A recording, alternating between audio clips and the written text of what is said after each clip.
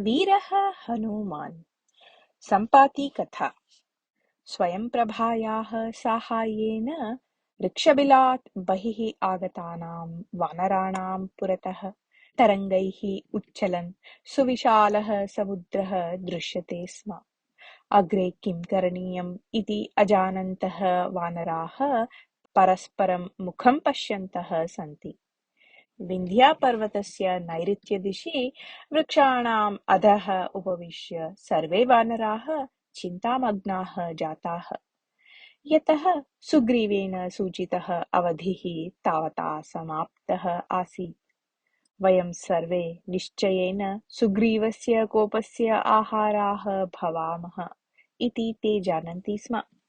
सर्वेषां मुखे चिन्तारेखाः दृश्यन्ते, किन्तु किमपि वक्तुं कस्यापि धैर्यं नास्ति। भयकम्पितहृदयाः ते सर्वे परस्परं मुखं पश्यन्तः उपविशन्ति। न कोऽपि किमपि वदति। बहूनां दृष्टिः तु अङ्गदस्य उपरि।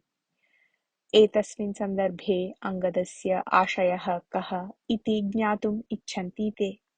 वानराणाम् आशयं जानन् इव अङ्गदः उक्तवान्, मित्राणि, वयं यदा ऋक्षबिले आस्म तदा एव सुग्रीवेण सूचितः अवधिः समाप्तः।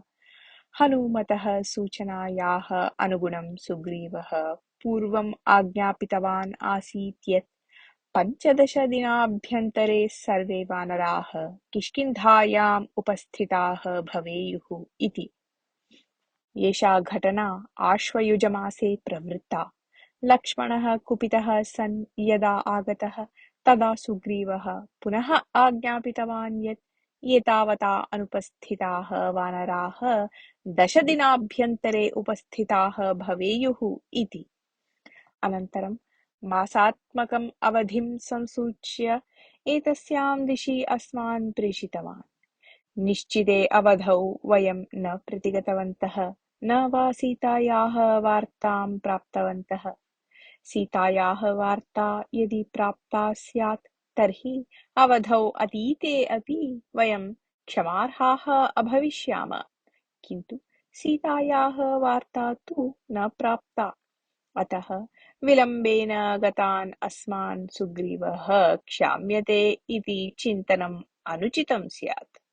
इतः परं किष्किन्धां प्रति गतं चेत् महत् अपमाननं सोढव्यम्। सुग्रीवस्य निन्दावचनानि सोढव्यानि। अन्ते चित्रहिंसाः प्राप्य प्राणाः त्यक्तव्याः च। एतदपेक्षया अत्रैव प्रायोपवेशक्रमेण प्राणत्यागः वरं स्यात्। शत्रोः वालिनः पुत्रे मयि सुग्रीवस्य सदभिप्रायः न स्यात् एव। रामस्य आज्ञां पालयन् सः मां युवराजं कृतवान्, न तु स्वबुद्ध्या।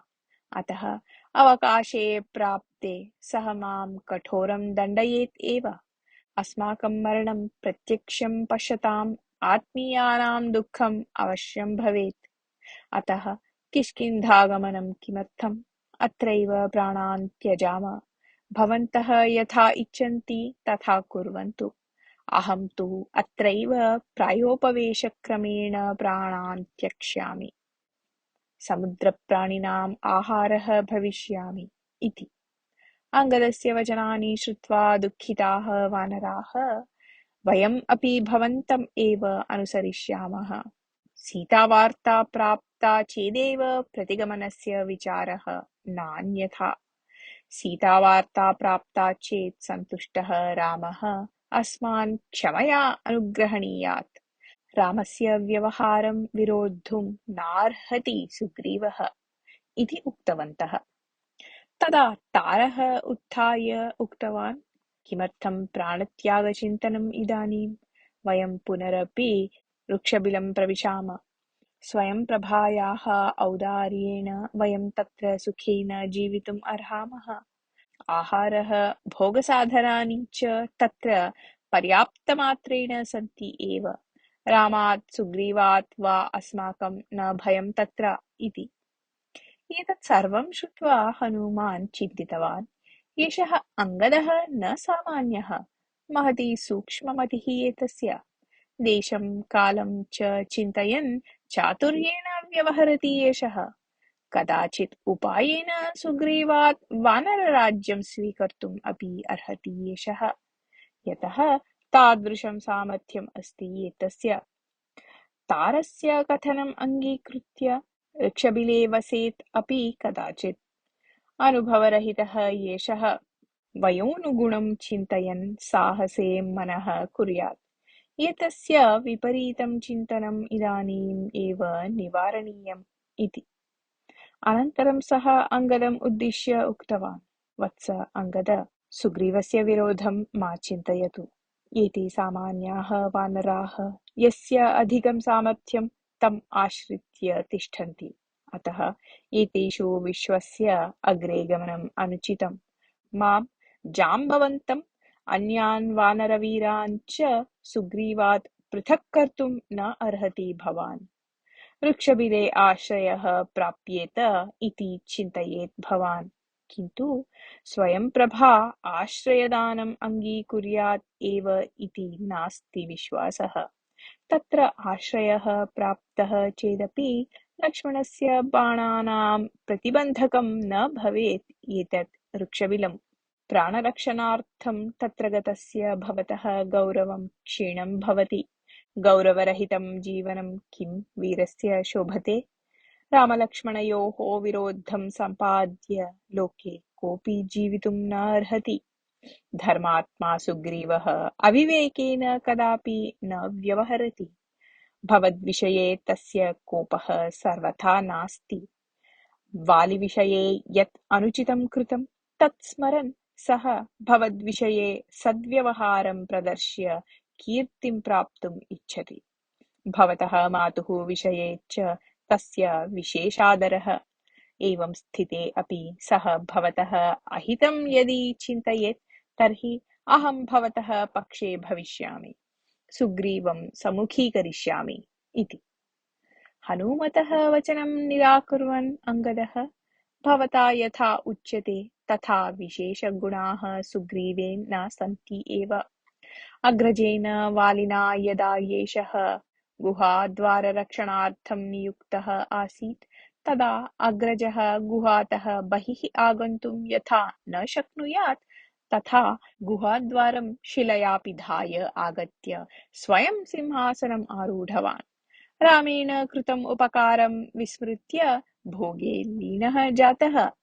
लक्ष्मणस्य कोपं दृष्ट्वा भीतः सः सीतान्वेषणकार्ये अस्मदादीन् योजितवान् अस्ति, न तु स्वोत्साहेन। अन्यच्च तद्विषये मम या भावना अस्ति सा च इदानीं भवतां पुरतः मया प्रकटिता। मया अविवेकेन व्यवहृतम्। भवद्वारा सः मम हृद्गतं ज्ञास्यति एव। तदा मम मरणम् एव शरणम्। अतः अहं किष्किन्धां न प्रत्यागमिष्यामि। भवन्तः प्रतिगच्छन्तु। रामलक्ष्मणौ मन्नमस्कारान् निवेदयन्तु इति वदन् अश्रूणि स्रावितवान्।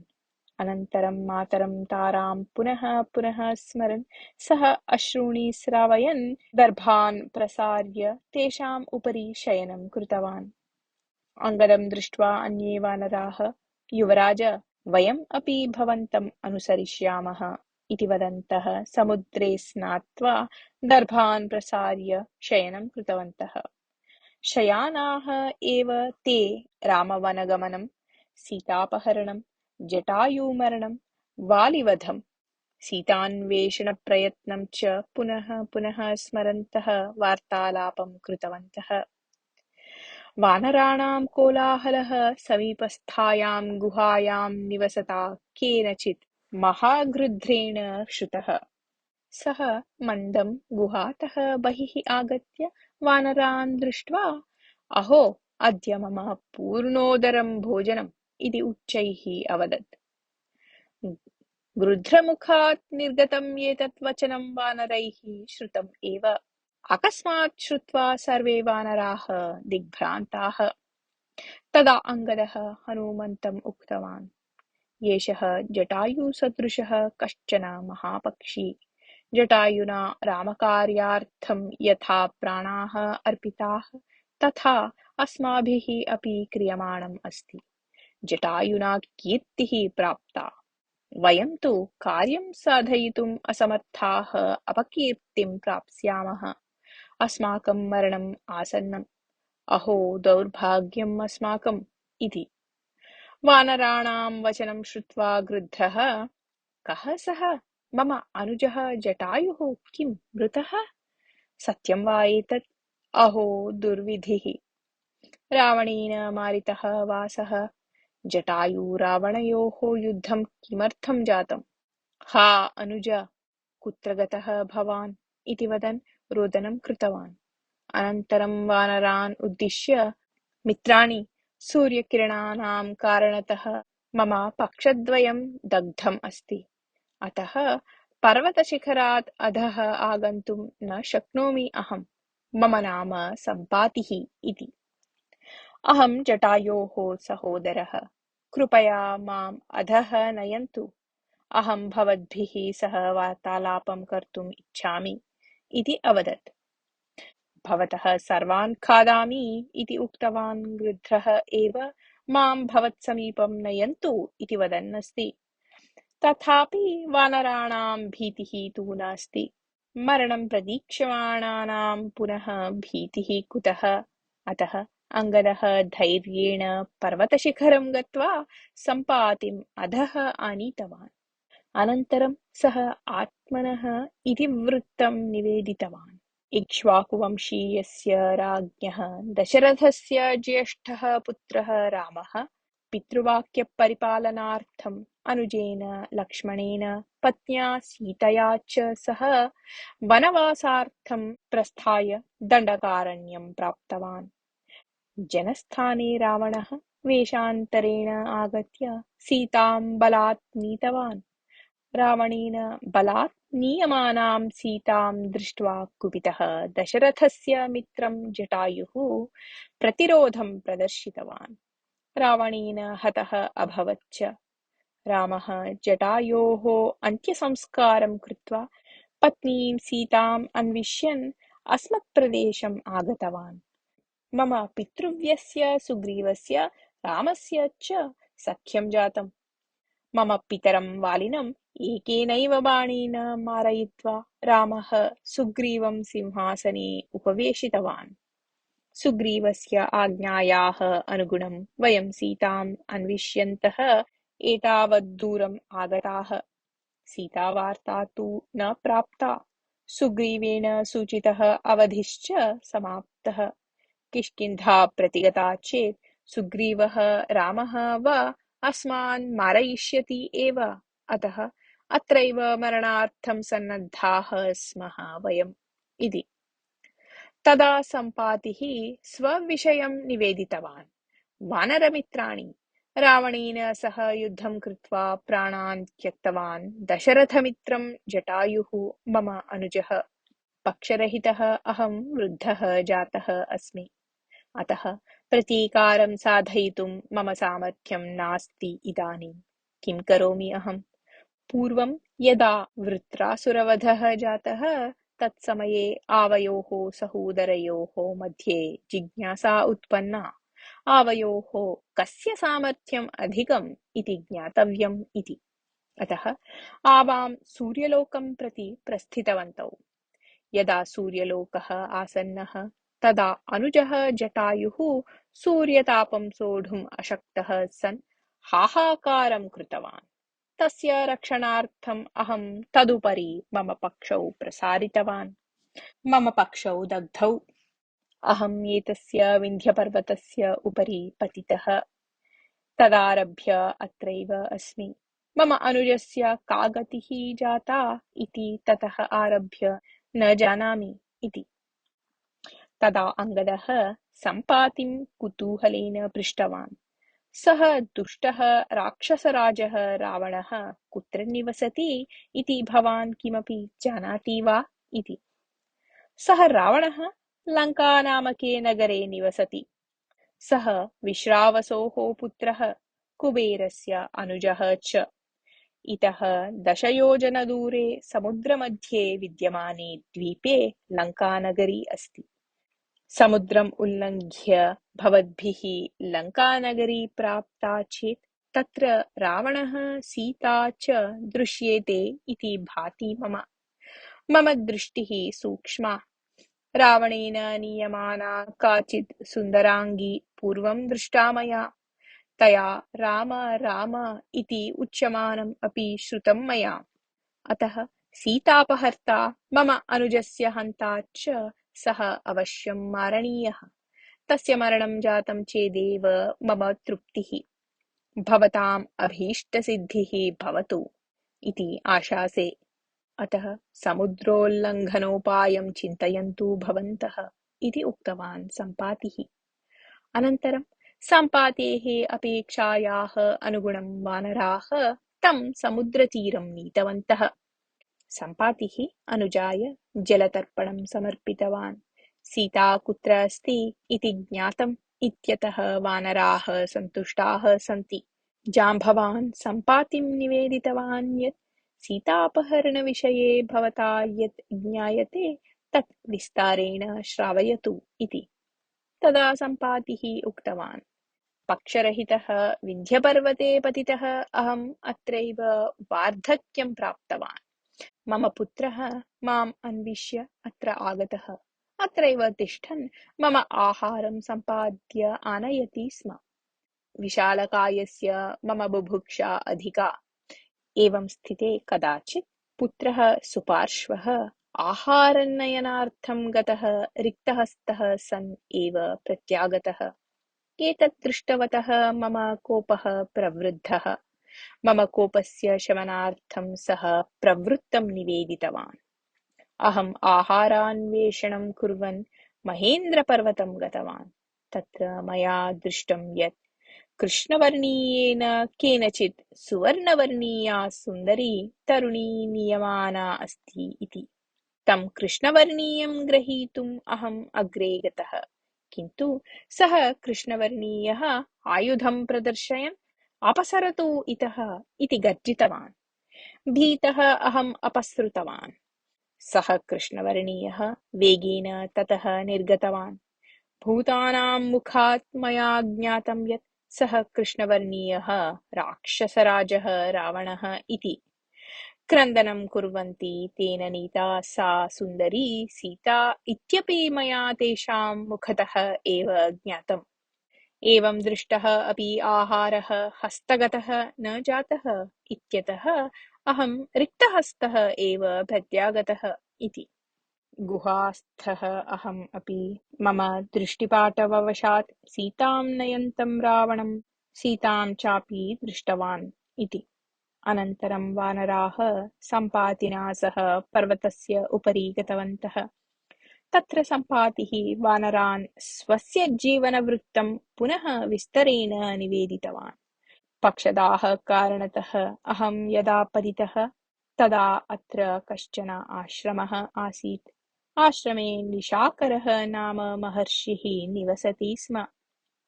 एषा घटना 8 सहस्रवर्षेभ्यः पूर्वं प्रवृत्ता।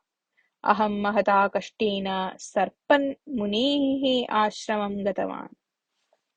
मुनिः कुत्रापि बहिः गतवान् आसीत्। अहं तं प्रतीक्षमाणः वृक्षस्य अधः स्थितवान्।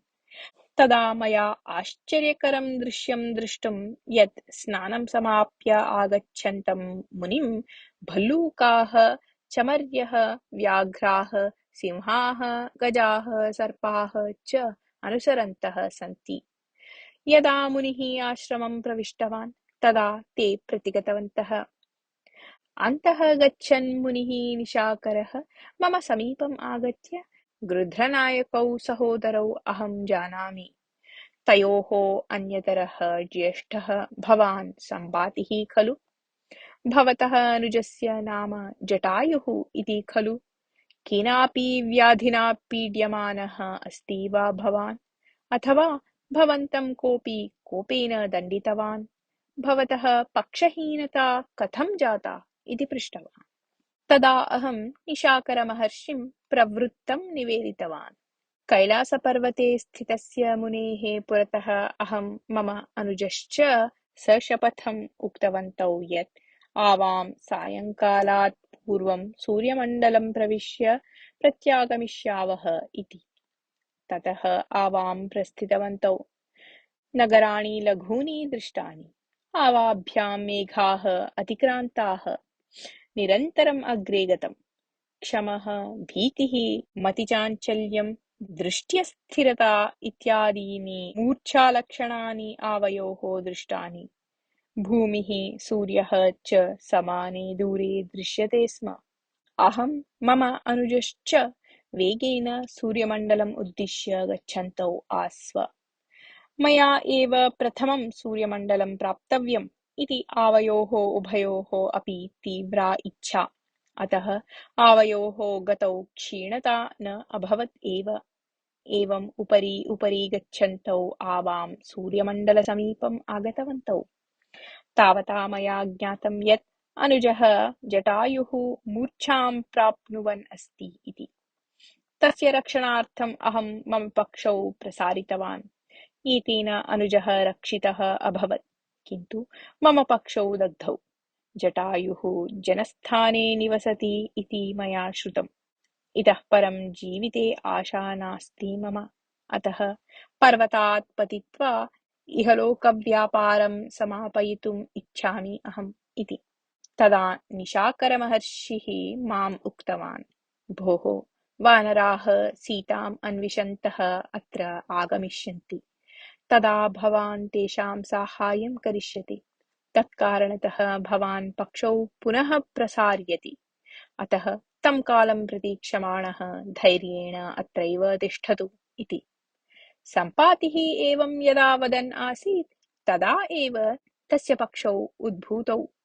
नूतनौ पक्षौ दृष्ट्वा सन्तोषम् अनुभवन् सम्पातिः निशाकरमुनेः कथनस्य अनुसारं पक्षौ प्राप्तौ मया सीतावार्तां निवेदयता मया रामकार्यं यत् कृतं तस्य प्रभावः एषः इति भाति। भवतां प्रयत्नः निश्चयेन सफलः भविष्यति। शुभवार्तां ज्ञात्वा एव रामं दृष्ट्वा भवन्तः तं तोषयिष्यन्ति। अहम् इदानीं मम पक्षयोः सामर्थ्यं परीक्षितुम् इच्छामि इति उक्त्वा आकाशमार्गेण गच्छन् कुत्रापि अदृश्यतां गतवान्। अनुवर्तते।